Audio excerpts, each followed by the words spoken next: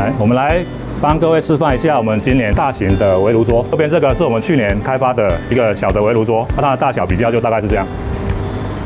新款的大的围炉桌的话，它多增加了这个置放东西的面积。那我们这个组装的时候呢，我们把它翻过来，那它有3只脚，有一个螺栓对螺母的位置，这我们都有加固过，所以它组装起来的话，稳定度还蛮好的。围炉桌的话，唯一需要组装的部分就是这个把脚锁上去的动作而已，那其他的都是放上去就可以了。然后把它翻过来。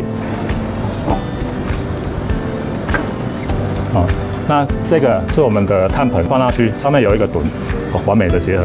那接下来我们这个炭网，如果要烤肉的话呢，我们就是加这个304的烤网。好，那基本上它是29.5公分的烤网，在外面也都买得到。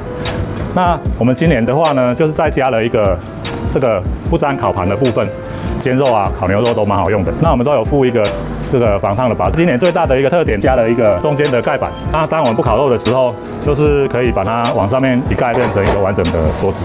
它上面也有做一个提把，一个让你方便拿起来呢。除了刚刚这个防烫的把手之外，还有炭火夹，然后一个收纳袋做得很精美。